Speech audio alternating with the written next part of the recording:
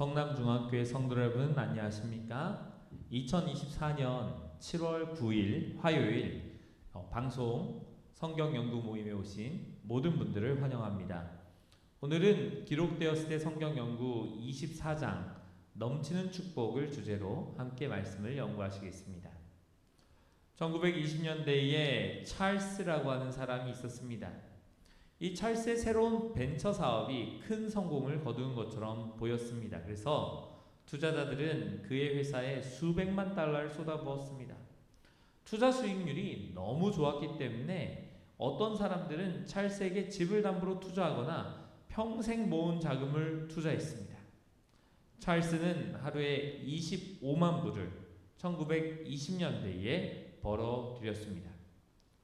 그런데 찰스의 기업이 전혀 이익을 내지 못하고 있다는 사실이 곧 발견되었습니다.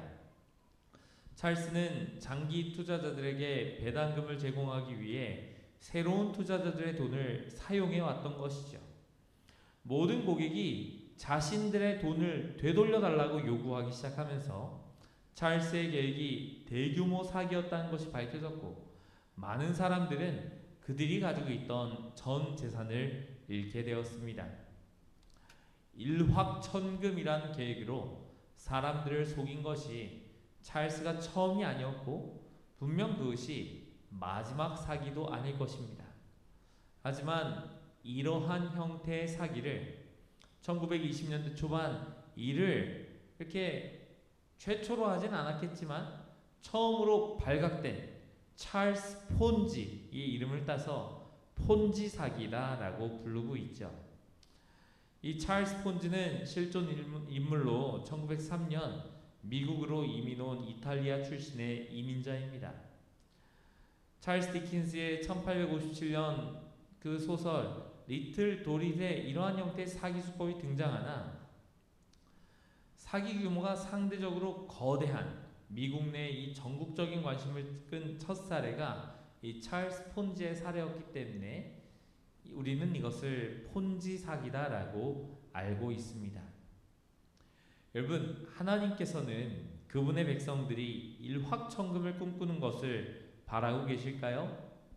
성경은 하나님께서 그분의 백성들이 일확천금을 꿈꾸지 않기를 바라신다고 말하고 있지만, 그와 동시에 그분의 백성이 안정적인 재정을 소유하는 것이 하나님의 뜻임을 분명히 진술하고 있습니다.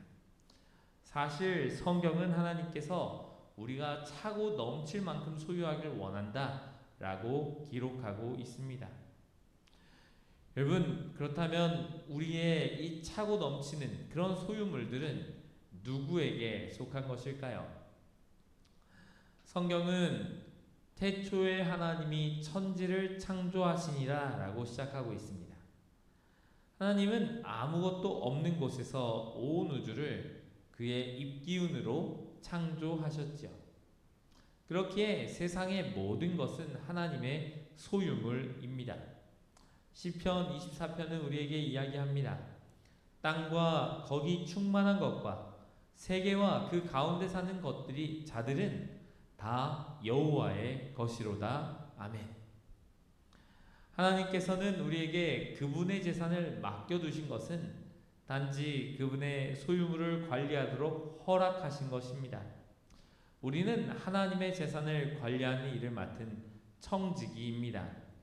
우리가 가진 모든 것은 다 하나님의 것이고, 예수님께서 이 부분을 비유로 이렇게 말씀하셨습니다. 마태복음 24장에 또 어떤 사람이 타국에 갈 때 그 종들을 불러 자기 소유를 맡긴가 같으니.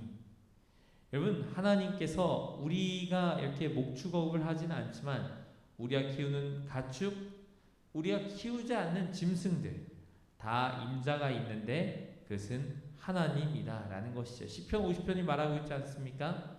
이는 산림의 짐승들과 무산의 가축이 다 내 것이며 이 세계 충만한 것이 다 내 것이다 라고 말씀하신 것이죠. 우리는 이것을 맡아서 관리하는 청지기입니다. 여러분, 하나님께서 이 세상의 부에 대해서 특별히 뭐라고 이야기를 하고 계십니까? 계속 강조하십니다. 하나님께서는 학개 2장 8절입니다. 은도 내 것이요 금도 내 것이니라. 만군의 여호와의 말이니라. 하늘의 하나님께서 온 세상 만물의 주인이십니다. 사람이 은행에 돈을 가지고 있을 수 있고 귀금속에 투자할 수도 있지만 그 모든 것의 진정한 주인은 바로 하나님이신 것이죠. 여러분, 그렇다면 우리가 지금 지니고 있는 이 모든 재정적인 축복은 어디에서 오는 것일까요? 신명기 8장 18절은 분명히 이야기합니다. 내 하나님 여호와를 기억하라. 그가 내게 재물 얻을 능력을 주셨습니다.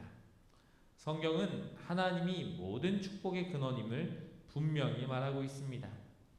야고보서 1장 17절은 온갖 좋은 은사와 온전한 선물이 다 위로부터 빛들의 아버지께로부터 내려오나니 그는 변함도 없으시고 회전하는 그림자도 없으시니라 라고 기록하고 있죠. 여러분, 우리가 가지고 있는 모든 재정은 우리가 생활을 영위할 수 있도록 하나님께서 주신 복인 것입니다.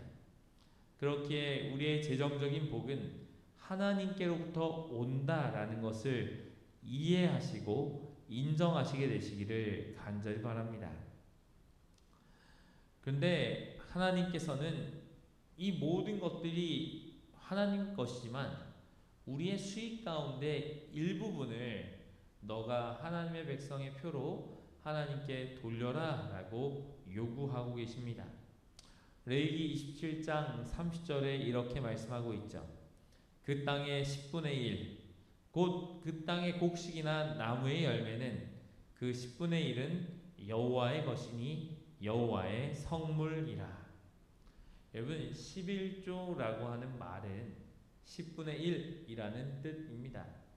하나님께서는 우리의 10분의 1을 그분의 것으로 요구하고 계십니다. 하나님에 대한 믿음과 사랑의 표현으로서 우리는 그것을 하나님께 돌려드리는 것이죠.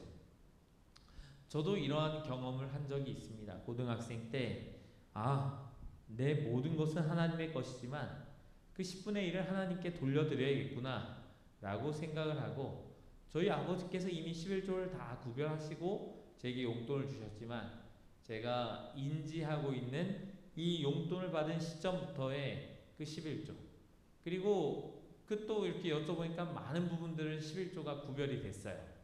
그래서 제가 이 부분은 구별이 안 되지 않았나 라고 생각되는 그러한 11조들을 구별하여 하나님께 드리고, 그리고 제가 여러 삶의 축복들을 받은 그런 경험들이 저에게 있습니다. 여러분, 근데 이 11조 제도는 왜 있는 것일까요? 이 11조 제도의 목적이 무엇일까요? 민수기 18장 21절에 내가 이스라엘의 11조를 레위 자손에게 기업으로 다 주어서 그들이 하는 일, 곧 회막에서 하는 일을 갚나니 라고 말씀하십니다. 하나님께서 이 약속의 땅을 이스라엘 민족들에게 나누어 주실 때 레위 족속에겐 다른 족속들과 달리 기업을 주지 않으셨습니다. 단지 그들이 거할 수 있는 성읍들만 주시고 11조로 그들이 생활하도록 하셨습니다. 11조는 그들이 성막에서 사역하는 일에 대한 보상으로 얻게 되는 일종의 수익과 같은 것이었던 것이죠. 여러분, 그럼 요즘날 레위 족속이 있습니까? 레위 족속은 없지만 레위 족속과 비슷한 일들을 하는 목회자들이 있습니다. 여러분, 그렇다면 하나님께서 오늘날의 목회자들도 11조로 생활하도록 하셨을까요? 구약 성경 시대의 레위 족속들, 특별히 제사장들에게 11조로 생활하게 하셨던 것처럼 하나님께서는 오늘날 목회자들도 동일한 방법으로 생활하기를 원하십니다. 바울은 11조에 대해서 매우 분명하게 말하고 있는데, 11조는 여전히 복음을 전하는 일을 지원하는 수단으로 사용되고 있다는 것이죠. 고린도전서 9장 11절에서 14절입니다. 우리가 너희에게 신령한 것을 뿌렸은즉 너희의 육적인 것을 거두기로 과다하겠느냐? 성전의 일을 하는 이들은 성전에서 나는 것을 먹으며 제단에서 섬기는 이들은 제단과 함께 나누는 것을 너희가 알지 못하느냐? 이와 같이 주께서도 복음 전하는 자들이 복음으로 말미암아 살리라 명하셨으니라 라고 적혀 있는 것이죠. 하나님은 세상에 복음이 전파될 수 있도록 그분의 자녀들이 11조 바치기를 원하십니다. 이렇게 함으로 모든 하나님의 자녀는 세상에 복음을 전하는 일에 함께 참여하며 복을 나눌 수 있게 되는 것이죠. 여러분, 그렇다면 이 11조에 대해서 혹시 우리 예수님께서 말씀하신 것이 있으실까요? 마태복음 23장 23절입니다. 화 있을진저 외식하는 서기관들과 바리새인들이여, 너희가 박하와 회양과 근체 11조를 드리되 율법에 더 중요한 바 정의와 긍휼과 믿음은 버렸도다. 그러나 이것도 행하고 저것도 버리지 말아야 할지니라 라고 말씀하셨습니다. 예수님께서는 특정 종교적 원칙을 준수하면서 성령의 사역을 통한 마음의 변화를 경험하지 않으려 하는 그러한 사람들에 대한 책망을 하고 있는 것이죠. 하지만 그러한 이들을 꾸짖으면서 예수님은 동시에 11조를 드린 것에 대해서 명령하셨습니다. 즉 바리새인들이 의와 인과 신에 대하여 실패하였지만 11조에 대해서는 옳았다라고 표현하고 있는 것입니다. 여러분, 그렇다면 11조는 이스라엘 백성들에게만 해당되는 것이 아닙니까? 라는 질문을 할 수 있지 않습니까? 예수님도 이스라엘 백성이셨으니까요. 이 11조에 대한 첫 예는 성경 창세기 14장에 등장합니다. 11조는 이스라엘이라는 나라가 설립되기 전부터 있었습니다. 그렇기에 11조는 유대인들만을 위한 명령이 아니고 하나님께서는 전 인류에게 그들의 소유물로 그분께 영광을 돌리는 충실한 청지기 직분을 수행할 수 있는 특권을 허락하셨는데 그것이 11조인 것입니다. 창세기 14장에 보면은 살레만 멜기세덱에게 아브라함이 10분의 1을 멜기세덱에게 주는 그런 장면이 등장합니다. 창세기 28장 22절에서 야곱 또한 그의 소유물 중에 10분의 1을 드림으로 하나님께 영광을 돌리겠다는 서원을 하셨습니다. 그리고 성경은 예수님께서 히브리서 6장 20절에 멜기세덱의 반차를 따라 영원히 대제사장이 되셨다라고 말하고 있습니다. 멜기세덱의 사역이 11조로 후원되었던 것처럼 예수님의 사역을 하는 성직 활동 또한 11조로 후원되어야 한다라는 것이 우리가 성경을 바라보고 있는 관점입니다. 여러분, 그렇다면 이 11조는 어떠한 목적으로 사용되어져야 할까요? 말라기 3장 10절에는 아주 중요한 11조와 관련된 단어가 하나 등장하는데 그것은 창고라고 하는 단어입니다. 너희가 온전한 11조를 창고에 들여 나의 집에 양식이 있게 하고. 여러분, 이 창고는 제사장들이 관리하였던 곳입니다. 이것은 성전 사역과 매우 밀접하게 연관되어 있었습니다. 느헤미야 10장 38절은 이렇게 말하고 있습니다. 레위 사람들이 11조를 받을 때에는 아론의 자손 제사장 한 사람이 함께 있을 것이요 레위 사람들은 그 11조의 10분의 1을 가져다가 우리 하나님 전 곳간에 여러 방에 두되. 하나님께서는 11조를 오늘날 교회를 의미하는 창고에 드리라고 말씀하신 것은 11조는 이 복음 사역에 사용되어져야 할 것을 의도하셨다라고 우리가 바라볼 수 있는 것이죠. 이 11조의 목적은 하나님의 복음 사업을 위해서 사용되어지는 것입니다. 여러분, 그렇다면 우리가 원하는 목적을 위해서 11조를 드려도 괜찮을까요? 11조는 하나님의 사역을 위해 사용되도록 고안된 성물입니다. 그것은 거룩한 헌물이에게 우리가 보기에 더 적합한 곳으로 우리의 마음대로 사용할 수 있는 것이 아닙니다. 레위기 27장 30절입니다. 그 땅의 10분의 1, 곧 그 땅의 곡식이나 나무의 열매는 그 10분의 1은 여호와의 것이니 여호와의 성물이라 라고 했죠. 11조는 자선의 목적으로 쓰여서는 안 된다라는 것입니다. 11조는 하나님의 것입니다. 하나님의 성물입니다. 그렇기에 그 목적에 따라서 우리가 사용하도록 해야 하는 것이죠. 복음 사용만을 위해서 사용되지 않은 11조. 그 다른 목적으로 사용할 수 없다면 다른 사업들은 어떻게 하라는 것이냐라는 것이죠. 말라기 3장 8절은 이런 표현이 있습니다. 사람이 어찌 하나님의 것을 도적질하겠느냐. 그러나 너희는 나의 것을 도적질하고도 말하기를 우리가 어떻게 주의 것을 도적질하였나이까 하는도다. 이는 곧 11조와 봉헌물이라 라고 하면서 11조 그리고 봉헌물이라고 하는 표현이 있습니다. 복음 사역을 위해 사용되는 11조와 함께 하나님의 백성은 자원하는 심령으로 하나님께 봉헌물, 헌물을 드릴 수 있는 것이죠. 이 헌물은 자원하는 것이기에 헌금을 드린 사람이 원하는 목적대로 사용되어질 것입니다. 내가 도르가 사업을 위해서 헌신한다면 도르가 헌금의 목적대로 헌금을 드리고 베스파인더 사역을 위해서 사용되길 원한다면 베스파인더 사역 헌금은 목적대로 헌금하고 내가 어린이 성경학교에 후원하기 원한다면 한 50명 정도가 3만 원씩 모으면은 어린이 성경학교 목표 금액인 150만 원이 모아지게 됩니다. 그 일에 사용되어지는 것이죠. 이처럼 10분의 1을 하나님께 11조로 바친 후에 그에 더하여 다른 헌물들을 드릴 수 있는 것입니다. 그리고 그 더해진 헌물은 다양한 목적을 위해서 사용되어지는 것이죠. 여러분, 하나님께 11조를 충실히 바치는 것이 얼마나 중요할까요? 말라기 3장은 11조를 드리지 않는 것은 도둑질이다 라고 이야기하고 있습니다. 11조를 드리지 않는 것이 심각한 죄라는 것을 하나님께서는 분명히 말씀하십니다. 출애굽기 20장 15절에서 도둑질하지 말라라고 말씀하신 것처럼 11조를 드리지 않는 것은 하나님의 것을 도둑질하는 것입니다. 여러분, 11조는 하나님께 속한 것입니다. 여러분, 그렇다면 하나님께서는 이 충분히 11조를 드렸을 때에 어떤 복을 주시겠다고 약속하셨습니까?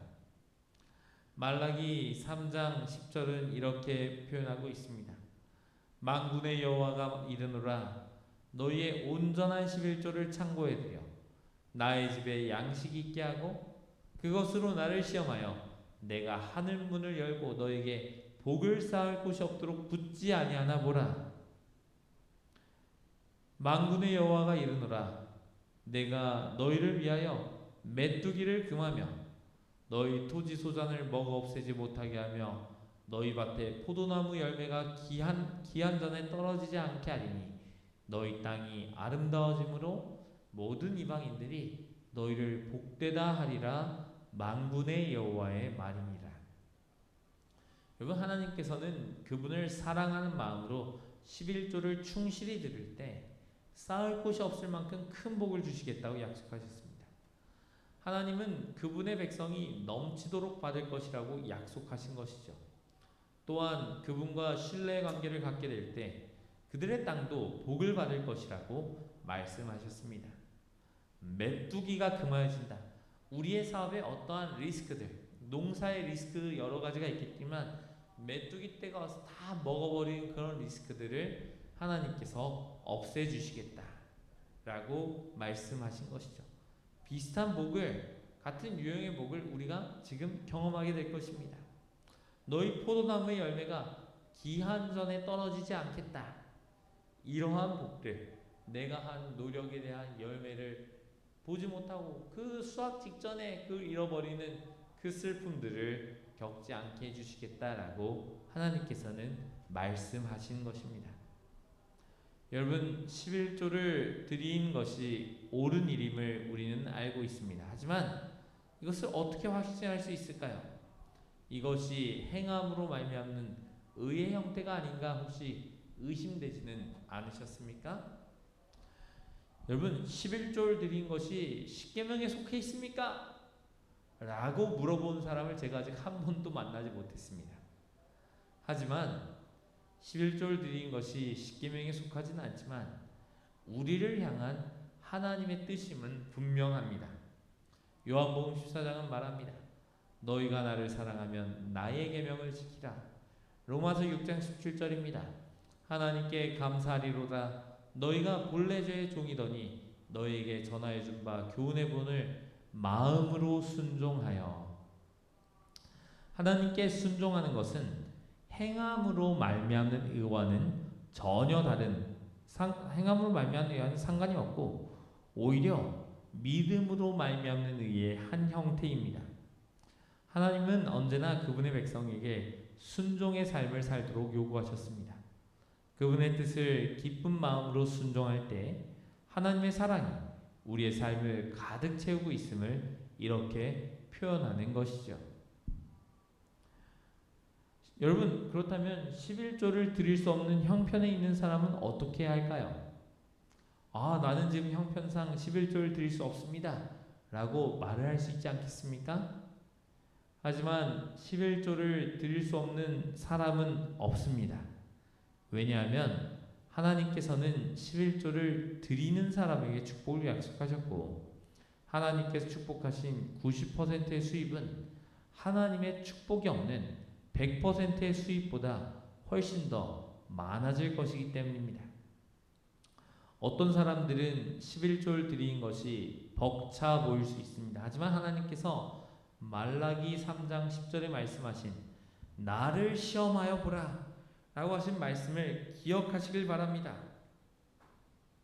11조를 드린 것에 대한 확신이 없다면 우리 하나님께서 어떻게 신실하게 보답하여 주시는지 하나님을 시험하여 보시기 바랍니다. 여러분, 그럼 나는 11조를 내겠습니다. 하지만 이 11조가 남용되면 어떡합니까? 이 헌금제도가 개인의 이익을 위해서 악용되면 어떡합니까? 라는 생각을 할 수 있습니다. 물론 이러한 남용은 있을 수 있습니다.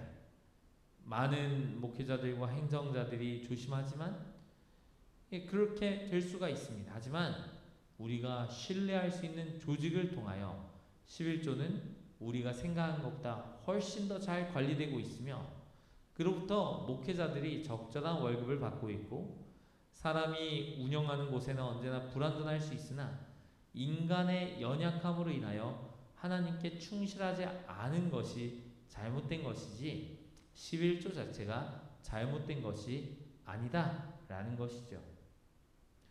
여러분, 그렇다면 하나님께서는 모든 사람이 부자가 되기를 원하신다 라고 하는 것은 어떻습니까?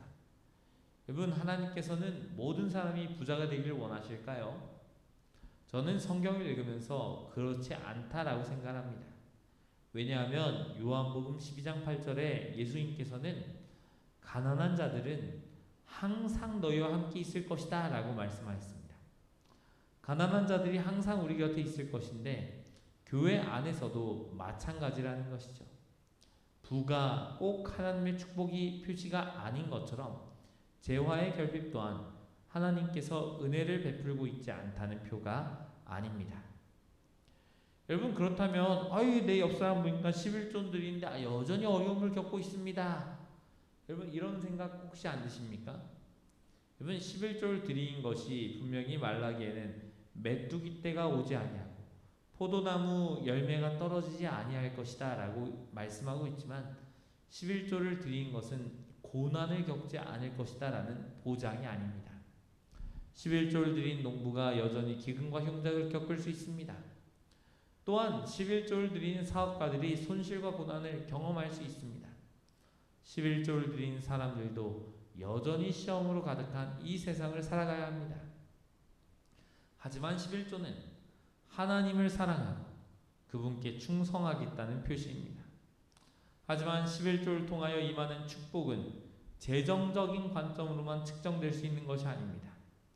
또한 11조를 드린 것이 기적적으로 모든 인생의 고난으로부터 우리를 보호하는 것을 의미하진 않습니다.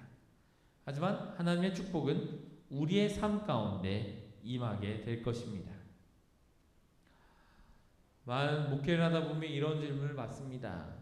목사님, 11조는 세전입니까? 세후입니까? 11조를 세금을 제하고 내가 받는 금액에서 드려야 합니까? 아니면 11조를 세금을 제하기 전에 금액으로 드려야 합니까? 여러분, 우리가 국가에 세금을 내는 것은 집 대출을 갚거나 전기세를 내는 것과 같은 고지서의 개념입니다. 여러 고지서를 지불한 후에 세금을 내지 않는 것처럼 세금 전의 수입을 가지고 11조를 드려야 하는 것이죠. 바울은 이렇게 권면하고 있습니다.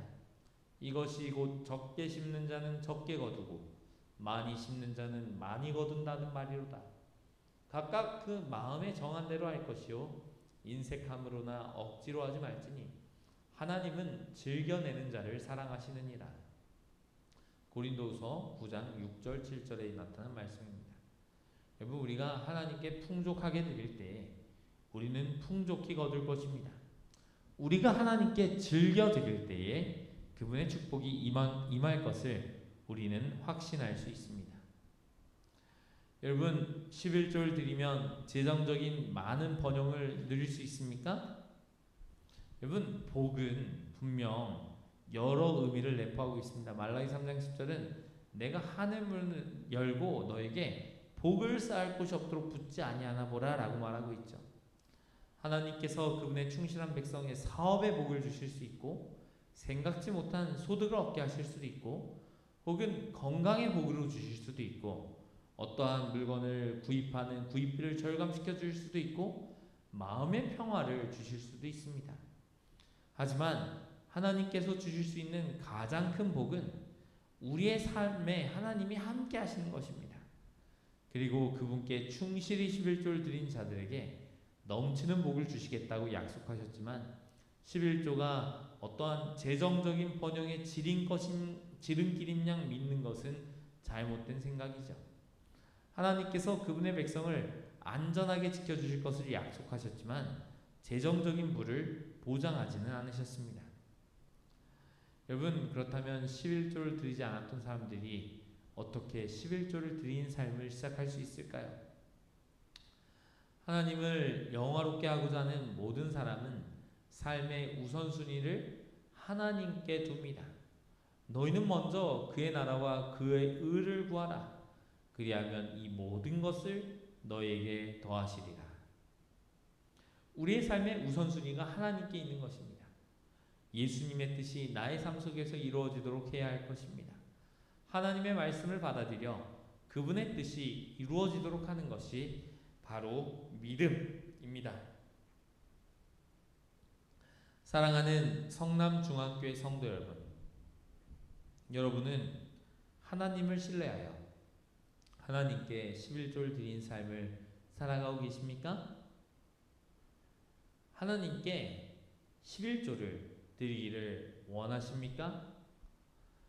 바라기는 우리 성남중앙교회 모든 성도들이 수입의 10분의 1을 하나님께 구별하고 우리 교회 어린아이들도 용돈의 10분의 1을 하나님께 구별하는 그러한 습관들을 들임으로 하나님께 주시는 그 복을 경험하게 되기를 간절히 바랍니다.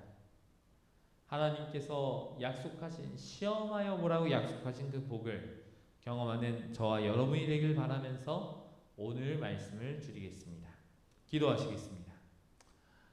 하나님 우리 아버지, 우리와 함께 하시니 감사합니다. 이 더운 7월 우리가 구역반을 하지 않고 지금 이렇게 각 거처에서 온라인을 통해서 비대면으로 성경을 연구하고 있습니다. 우리가 11조에 대한 말씀을 들었고 11조에 대한 깨달음들이 있었습니다. 하나님, 11조 생활에 대한 결심이 우리의 삶에 있을 수 있도록 도와주시옵소서. 하나님의 것을 구별하는 삶, 너희는 먼저 그의 나라와 그의 의를 구하는 삶이 11조를 드림으로 나타난다는 것을 알게 하여 주시옵소서. 우리와 함께 하신 감사드리옵고 우리가 하나님께 주신 복을 경험하는 삶 살기를 원하고 그러한 삶의 결심이 있기를 바라오며 예수님의 이름으로 기도합니다. 아멘.